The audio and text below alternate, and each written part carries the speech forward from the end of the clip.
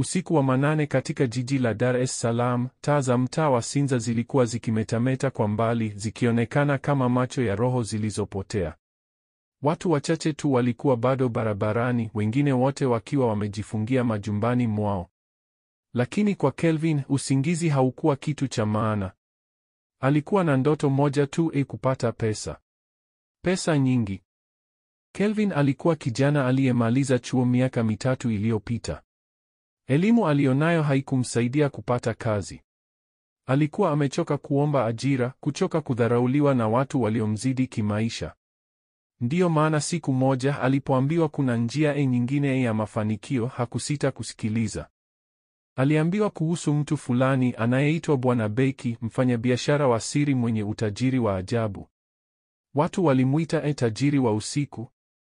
Mtu ambaye hutoka usiku wa manane na kurudi alfajiri akiwa na tabasamu la shetani. Kelvin aliamua kumtafuta. Ilimchukua wiki 2 kupata namba yake, na alipoipata hakusita kumpigia. Sauti upande wa pili ilikuwa nzito, yenye ukimya wa ajabu. Unataka nini kijana? Kelvin alijibu kwa ujasiri wa bandia, nataka pesa Bwana Beki. Niko tayari kufanya chochote. Kulikuwa na ukimya wa sekunde 10, kisha sauti ile ikasema kwa upole wa kutisha, ukisema chochote unamaanisha kila kitu. Uko tayari kutoa nini ili upate pesa? Kelvin alibaki kimya. Moyo wake ulidunda kama ngoma ya vita. Kesho saa 6 usiku, njoo pale Kawe Beach. Usiambie mtu. Usiku uliofuata, Kelvin alienda huko akiwa na koti jeusi na hofu moyoni.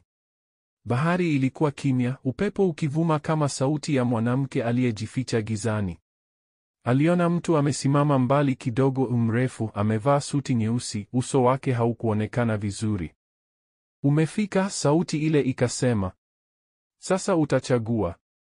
Kuna njia 2, moja rahisi, nyingine ngumu. Njia rahisi inakupa utajiri usiokwisha, lakini unatoa nafsi yako. Njia ngumu inakupa utajiri baada ya mateso, majaribu na damu. Kelvin alifikiria kwa muda mfupi, kisha akauliza, kama nitatoa nafsi yangu, itakuwa ya nani? Mtu yule akatabasamu gizani, meno yake yakionekana kama ya paka. Hesi ya mtu ni ya mfumo. Mfumo wa giza. Usiku huo, Kelvin alisaini makubaliano kwa damu yake mwenyewe. Mkataba wa giza ulianza pale baharini, chini ya mwezi uliofunikwa na mawingu. Alipoamka asubuhi, akaona akaunti yake ya benki ikiwa na milioni 10. Bila kazi. Bila maelezo. Lakini tangu siku hiyo, maisha yake hayakubaki kama zamani. Kila usiku, saa 6 kamili, taa zake zilikuwa zikizimika zenyewe. Akihisi kama kuna kitu kinapita ndani ya nyumba, akisikika kama pumzi nzito ya mtu asiyeonekana. Kelvin alianza kujiuliza, ni bei gani hasa ya pesa hizo? Siku chache baada ya kupata pesa, maisha ya Kelvin yalibadilika ghafla. Alihama kutoka chumba cha kupanga Buguruni hadi nyumba ya kifahari Mikocheni. Magari 2 mapya yalikuwa yameegeshwa mbele ya geti, lakini kila usiku alipokuwa peke yake, hofu ilianza kumvaa taratibu kama moshi unaoingia dirishani. Marafiki zake walianza kumshangaa. Hakueleza siri ya mafanikio yake. Alipoulizwa, alitabasamu tu na kusema ni juhudi na maombi. Lakini moyoni alijua maombi hayakuwa sehemu ya safari yake. Usiku mmoja, saa 6 kamili, alisikia sauti kutoka sebuleni. Ilikuwa ni sauti ya kike, laini lakini yenye ukali wa ndani. Kelvin. Alishtuka. Aliwasha taa, hakuna mtu. Sauti ikarudi tena, Kelvin, deni linaanza. Alihisi baridi kali ikipenya mwilini. Vyombo jikoni vikadondoka vyenyewe. Kioo cha dirisha kikapasuka taratibu, kana kwamba kuna nguvu isiyoonekana ikikibamiza. Kelvin alikimbilia chumbani na kujifungia, akitikisa mikono kwa woga. Asubuhi alipofika ofisini kwake mpya, akaona kitu cha ajabu. Wafanyakazi 2 waliokuwa wanamhusudu sana, waligombana ghafla na mmoja akamchoma mwenzake kisu mbele ya macho ya Kelvin. Maji yakawa damu.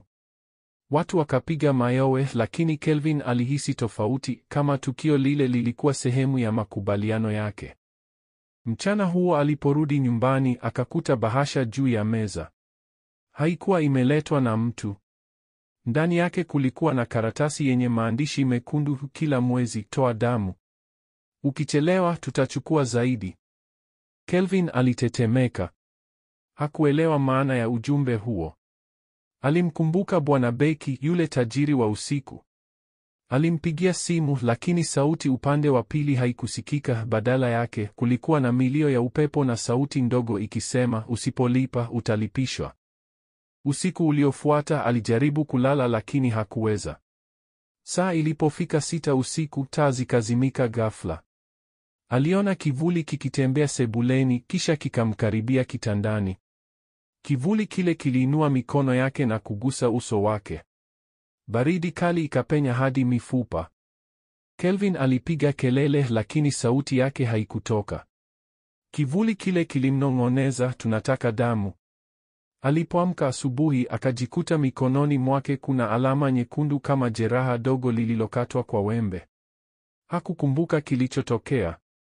Kuanzia siku hiyo, kila mwisho wa mwezi, mtu fulani katika maisha yake alikuwa akifariki kwa njia ya ajabu.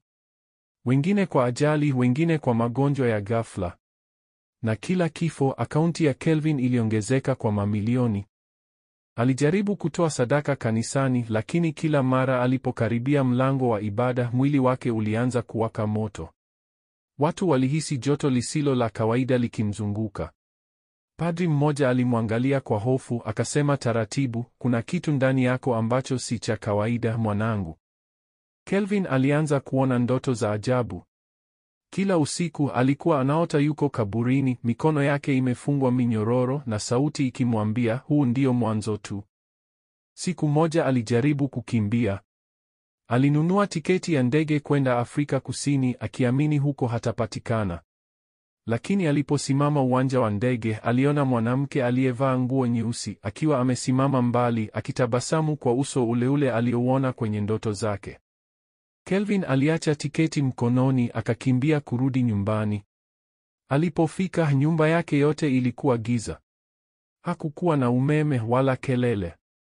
Ndani ya ukimya ule akasikia sauti ikisema tena, Kelvin, hakuna pa kukimbilia. Alianguka chini na kulia kwa uchungu.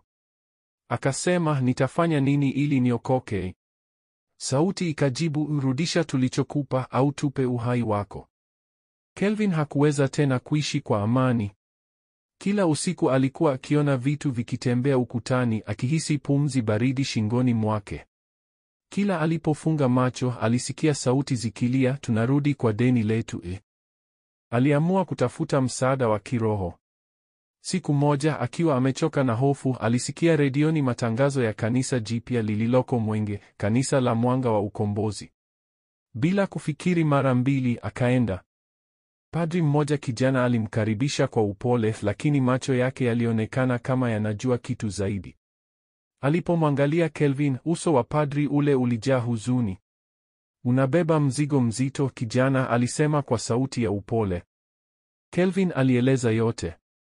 Kuanzia baharini Kawe hadi makubaliano ya damu. Padri alimsikiliza kimya, kisha akasema, uliofanya ni agano la damu. Huwezi kulivunja kwa maneno. Lazima urudi kule ulipoanza na uombe msamaha kwa moyo wa kweli, lakini si kwa binadamu, bali kwa Mungu mwenyewe. Usiku huo Kelvin alirudi nyumbani akiwa na mafuta matakatifu mkononi. Padri alimwambia ayanyunyize kila kona ya nyumba. Lakini wakati akianza kufanya hivyo, taa zikazimika, upepo mkali ukavuma ndani ya nyumba kana kwamba kulikuwa na mlango wa kuzimu umefunguliwa. Vyombo vilianza kuporomoka. Kioo cha dirisha kilipasuka vipande vidogo. Sauti ikatoka ndani ya ukuta, hii usithubutu. Umetuingiza ndani, hututoi.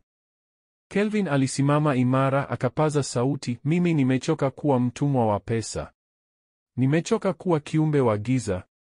Lakini mara moja sakafu ilipasuka taratibu. Mikono mieupe kama ya wafu ilianza kutoka chini ikimvuta kuelekea giza. Alianguka chini akapiga kelele, lakini hakuna aliyemsikia. Vitu vilianza kuzunguka sebuleni, viti, meza, hata picha ukutani zikazunguka hewani. Ndipo sauti kubwa ikasema, damu uliyoitumia kupata pesa sasa inadai haki yake. Kelvin alipiga kelele, naomba msamaha. Niko tayari kupoteza kila kitu, mradi tu niwe huru. Sauti ikajibu kwa ukali, msamaha haupatikani kwa maneno, bali kwa matendo. Ghafla macho yake yakageuka kuwa mekundu. Alianza kuona dunia kwa rangi tofauti, kila mtu aliyemwona alikuwa kama kivuli kinachotembea. Akahisi nguvu kubwa ikimwingia, nguvu ambayo hakuitaka. Asubuhi ilipofika, Kelvin alijikuta amelala sebuleni, nyumba ikiwa imeharibika. Ukutani kulikuwa na maandishi ya damu, tunakuja tena hadi utuachie tulichokupa. Kelvin alijua hana budi kurudi Kawe Beach pale ilipoanzia. Usiku uliofuata akaenda peke yake akiwa na chupa ya mafuta aliyopewa na padri. Bahari ilikuwa kimya, anga limefunikwa na mawingu mazito. Alipofika pale aliposaini agano, upepo mkali ulianza kuvuma. Maji yakaanza kuchemka kana kwamba kuna kitu kinaibuka chini ya bahari. Kutoka kwenye giza akatokea yule Bwana Beki akiwa amevaa suti ile ile nyeusi, lakini uso wake ulikuwa umeharibika, umejaa michirizi ya damu. Umekuja kutupa nini? Akauliza kwa sauti ya kuzimu. Kelvin akamwangalia kwa macho ya hofu. Nimerudi kuvunja agano. Sihitaji pesa zenu tena. Beki akacheka kwa sauti nzito iliyoitikisa bahari. Agano la damu halivunjwi, linafutwa kwa damu nyingine. Mara moja mawimbi makubwa yakapanda, yakamzunguka Kelvin. Akaanza kusikia sauti nyingi zikilia majinani mwake, sauti za wale waliokufa kwa ajili ya pesa zake. Akainua mikono juu na kupiga kelele, E Mungu, uniokoe. Siwezi tena. Bahari ikatulia ghafla. Upepo ukasimama. Mwezi ukaangaza kwa nguvu. Kivuli cha Beki kikapotea taratibu kama moshi. Kelvin alipumua kwa shida akijaribu kusimama. Lakini kwenye mchanga kulikuwa na maandishi mapya yaliyoonekana kwa damu, umekombolewa, lakini utabaki maskini wa roho milele. Baada ya usiku ule wa Kawe, Kelvin alirudi nyumbani akiwa amechoka, mwili ukiwa dhaifu kama mtu aliyeishiwa damu. Akafikiri kila kitu kimekwisha. Lakini aliposogea karibu na mlango, akahisi kitu cha ajabu. Nyumba yake haikuwa tena ile aliyokuwa akiijua. Ukuta ulionekana kuchakaa ghafla, viti vilikuwa vimevunjika, harufu ya kuoza ikijaa hewani. Ni kana kwamba muda ulikuwa umepita miaka mingi, ilhali alikuwa ameondoka usiku mmoja tu uliopita. Kwenye ukuta wa sebule kulikuwa na maandiko mapya ya damu, kila kitu kina gharama. Kelvin alihisi machozi yakimtoka. Alipiga magoti na kulia kimya. Kuanzia siku hiyo, maisha yake yakaanza kushuka kwa kasi. Akaunti zake benki zilifungwa, magari yakachukuliwa, wafanyakazi wake wakamgeuka. Marafiki waliokuwa wakimsifia walimgeuka kuwa adui. Pesa zilipotea kana kwamba hazijawahi kuwepo. Lakini kitu cha ajabu zaidi ni kwamba kila mara alipokaribia mtu, kitu kibaya kilitokea. Siku moja alipotembelea jirani yake, mtoto wa jirani akaanguka ghafla na kupoteza fahamu. Watu wakamuita mkosi. Kelvin alijifungia nyumbani. Alikaa gizani kwa siku 3 bila kula. Akasikia sauti kichwani mwake ikisema, ulitaka pesa, sasa una roho ya pesa. Pesa haina huruma, haina usingizi, haina mwisho. Siku ya 4 aliamua kurudi tena kanisani. Lakini padri yule kijana hakuwepo. Walisema alikimbia ghafla usiku mmoja baada ya ndoto ya ajabu, ndoto aliyoota akizama baharini Kelvin alijua sasa yuko peke yake. Akaamua kuomba kwa imani yake mwenyewe, bila msaada wa mtu yeyote. Alifunga kwa siku 3, akipiga magoti kila usiku saa 6. Kila alipofunga macho, alikuwa anaona moto ukizunguka usiku wa 3 wa maombi, nyumba ilianza kutikisika. Sauti nyingi zikaanza kuimba kwa sauti ya huzuni, tumetoka kwako, tumetoka. Kisha ukimya mkali ukafuata. Kelvin alifungua macho. Mwangaza mdogo ukaingia dirishani, na kwa mara ya kwanza tangu alianza utajiri wa giza, moyo wake ulijaa amani. Lakini amani hiyo haikudumu. Alipoamka asubuhi, akakuta mwili wake umejikunja, ngozi ikianza kubadilika rangi kuwa kijivu. Alijua bado kuna deni moja ambalo halijalipwa, nafsi yake. Aliamua kwenda hospitali. Wauguzi walimwangalia kwa mshangao. Vipimo vyote vilionyesha hana tatizo lolote la kiafya, lakini moyo wake ulikuwa unadunda mara moja kila sekunde 10. Daktari akasema hii si hali ya kibinadamu. Usiku uliofuata, akiwa amelala hospitalini, taa zikaenda ghafla. Wauguzi waliporudi chumbani kwake, kitanda chake kilikuwa tupu. Pazia la dirisha lilikuwa likipepea kwa upepo wa baridi. Miezi miwili baadaye, habari zilienea mjini kwamba mtu fulani alionekana Kawe Beach usiku wa manane, akitembea bila viatu, macho yake yakiwa meusi kama makaa. Wengine walidai walimsikia akisema, nilitafuta pesa nikapata kifo. Tangu siku hiyo, watu walipoanza kuona noti barabarani, walikuwa wakikimbia. Wengine walidai pesa hizo zilikuwa za Kelvin, pesa ambazo zilikuwa zikitoka baharini zikimtafuta mwenyewe. Mzee mmoja aliyewahi kumjua Kelvin alisema maneno haya kwa vijana wa mjini: usitamani mali ambayo hujajua imetoka wapi. Pesa za giza zina nguvu za kuzimu, na mara zinapokuingia huna tena amani. Na hivyo simulizi la Kelvin likawa fundisho kwa wengi. Utajiri wake haukudumu, lakini hofu aliyowaachia watu wa jiji hilo ilibaki milele. Hata leo bahari ya Kawe hucheza mawimbi tofauti kila usiku wa saa 6. Wengine wanasema ukienda pale usiku utasikia sauti ikisema kwa mbali, pesa si kila kitu lakini tamaa ndiyo mwanzo wa mwisho wako. Mwaka mmoja ulipita tangu Kelvin atoweke. Watu wengi walifikiri alikufa, wengine wakasema alichukuliwa na nguvu za giza. Lakini usiku mmoja wa mvua, mama mmoja aliyekuwa akipita karibu na Kawe Beach aliona mtu amekaa kwenye mchanga akiwa ameinama kichwa chini. Alipomsogelea akagundua ni kijana mwenye ngozi iliyokauka kama majivu. Alipoinua uso wake, macho yake yalikuwa mekundu kama yai lililoiva damu. Kwa sauti ya huzuni akasema, usiogope mama, mimi ni kivuli cha zamani. Mama yule alikimbia kwa hofu. Lakini tangu usiku huo, kila aliyepita Kawe Beach saa 6 usiku alihisi baridi isiyo ya kawaida. Wengine waliapa kuona mtu huyo akitembea na bastola ya pesa mkononi, akirusha noti baharini huku akilia kimya. Siku moja, kundi la vijana lilikwenda kuchunguza kwa ujasiri. Walibeba simu zao kurekodi video kwa TikTok, wakicheka kwamba wanakwenda kuona tajiri wa kuzimu. Walipofika pale, wakapiga picha ya bahari, lakini kwenye kamera ilionekana sura ya Kelvin ikiwatazama nyuma yao. Mmoja wa vijana alijaribu kuchukua pesa iliyokuwa chini ya mchanga. Alipoishika tu akapiga kelele kubwa, macho yake yakabadilika rangi kuwa nyeusi. Toka siku hiyo, kijana huyo hajawahi kuongea tena. Wanasema anasema maneno yale yale kila usiku, damu ni bei ya tamaa. Padri mmoja mzee alikuja kuliombea eneo lile. Alisema kwa sauti ya imani, roho ya tamaa, ninakufunga kwa jina la Mungu aliye hai. Bahari ikatulia kwa dakika chache, kisha upepo mkali ukaanza kupiga. Padri akapiga magoti, akalia machozi. Kisha sauti nzito ikatoka baharini ikisema, huu ni mwanga wa mtu mmoja, lakini giza la wengi halitaisha. Wote waliokuwa pale wakashindwa kusimama kwa muda. Ilikuwa ni sauti ya Kelvin, lakini si ya kibinadamu tena. Baada ya tukio hilo, Kawe Beach ilifungwa kwa muda. Serikali ilisema ni kwa usalama, lakini watu wa eneo lile walijua sababu ya kweli. Walijua bahari ilikuwa na deni la damu, deni lililotokana na tamaa ya mtu mmoja aliyeamini kuwa pesa ndiyo mungu wake.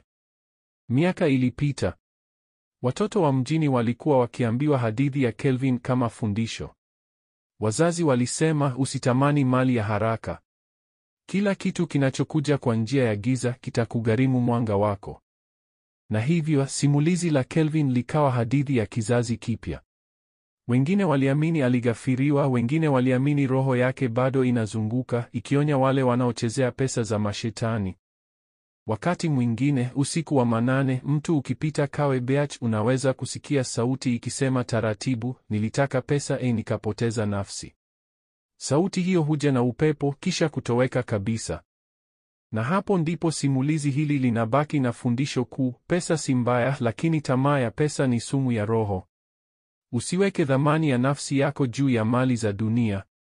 Maisha ni zawadi na tamaa ni njia ya mkato kuelekea kaburi la giza. Kila unapotamani utajiri wa haraka, kumbuka jina moja, Kelvin.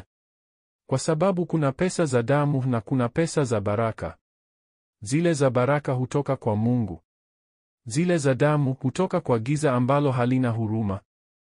Na usiku utakapokuwa kimya, ukiwasha simu yako kutazama salio, ukihisi tamaa ya kupata zaidi kwa njia za mkato, sikiliza vizuri. Huenda ukasikia pumzi ndogo nyuma yako ikisema kwa upole, je, uko tayari kulipa bei yake? Simulizi hili linamalizika kwa onyo na fundisho. Kila pesa ina chanzo chake na kila tamaa ina mwisho wake. Ukweli ni huu, pesa za mashetani hazina rehema. Na ukizipokea, utakuwa tajiri wa leo na kivuli cha kesho. Usiweke thamani ya nafsi yako juu ya mali za dunia. Pesa za haraka huja kwa nguvu zisizo za Mungu na hukuchukua polepole kuelekea kaburi la roho yako. Tafuta baraka, si tamaa.